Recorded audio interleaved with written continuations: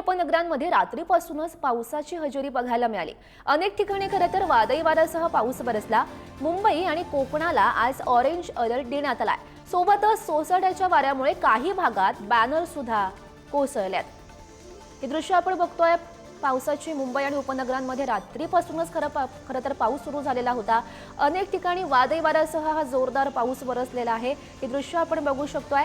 काही भागातले बॅनर सुद्धा या पावसामुळे पडले, कारण वादळी वाऱ्यासह पाऊस रात्रीपासूनच सुरू आहे आणि त्याची दृश्य आपण बघू शकतोय। सकाळपासूनच खरं तर सकाळी सुद्धा पावसाचा जोर हा मुंबईमध्ये बघायला मिळतोय। अनेक ठिकाणी वादळी वारा सुरू झालेला आहे, त्यामुळे त्यासह पाऊस पडतोय। त्यामुळे काही भागातले बॅनर सुद्धा पडलेले आहेत, त्याचीही दृश्य आपण बघू शकतोय। आणि या संदर्भात अधिकची माहिती जाणून घेऊयात। आमचे प्रतिनिधी नंदकिशोर आपल्यासोबत आहेत। नंदकिशोर, आपण दोन दृश्य सध्या बघतोय। मुंबईमध्ये कालपासून सुरू झालेला हा पाऊस, रात्रीपासून खरं तर मुसळधार पाऊस सुरू आहे आणि त्यामुळे काही भागातले बॅनर पडल्याचं बघायला मिळत आहे।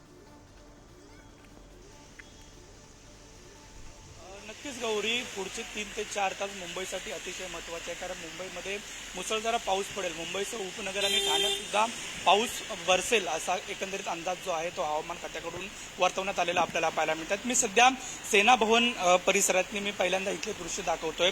खरं तर आपण पाहायला गेलं तर 13 जूनला आदित्य ठाकरे यांचा वाढदिवस होता आणि यांच्या वाढदिवसानिमित्त हे संपूर्ण या ठिकाणी बॅनर लागलेले आपल्याला पाहायला मिळत होते। सोबतच जर पाहायला गेलं तर 14 जूनला राज ठाकरे यांचा सुद्धा वाढदिवस होता आणि राज ठाकरे आणि आदित्य ठाकरे या दोघांचा म्हणजे काका पुतण्यांचा एकंदरीत फोटो जो या सेना भवनच्या समोर लावलेला होता तो सुद्धा कालच्या वादळी वाऱ्यात पडलेला आपल्याला पाहायला मिळते। ही संपूर्ण दृश्य आहे ती सेना भवनच्या समोरची आहेत। जर काल पाहायला गेलं तर काल संध्याकाळच्या 17 नंतर मुंबईत पावसानं जोर धरलेला आपल्याला पाहायला मिळतात। खरं तर ठाणे असू दे किंवा मुंबई असू दे, रात्रभर जी पावसाची रिपझिप आहे जी जैसे ती होती आणि आज सकाळी सुद्धा जर पाहायला गेलं तर पावसाची रिपझिप आहे ती सध्या जैसे ती असलेल्या आपल्याला पाहायला मिळतात। काल रात्रीच्या सत्रामध्ये जर पाहायला गेलं तर किंग सर्कल भागात काहीसं पाणी साचलेलं होतं आणि त्यानंतर जर पाहायला गेलं तर रिपझिप पावसामुळे मुंबईची महानगरपालिका जी आहे ती अलर्ट मोडवरती असलेले आपल्याला पाहायला मिळते। एकंदरीत 550हून अधिक जे उपसाचे पंप आहेत ते सध्या तैनात आहेत। अनेक कर्मचारी सध्या ग्राउंड लेवलचे आहेत, त्यामुळे सखोल भागात कुठेही पाणी साचू नये याची खबरदारी कुठेतरी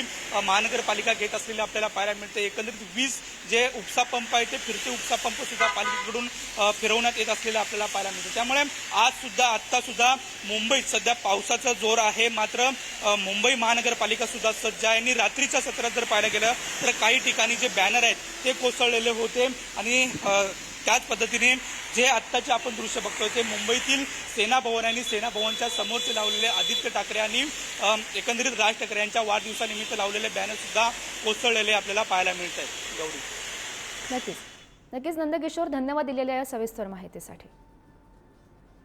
तरी दृश्य आपण बघू शकतोय, मुंबईमध्ये पावसाची सुरुवात झालेली आहे। रात्रीपासूनच खरं तर हा पाऊस दमदार सुरू झाला, त्यामुळे सोसाट्याच्या वाऱ्यासह पाऊस अनेक ठिकाणी बरसला। आजही पावसाची तीच परिस्थिती आहे।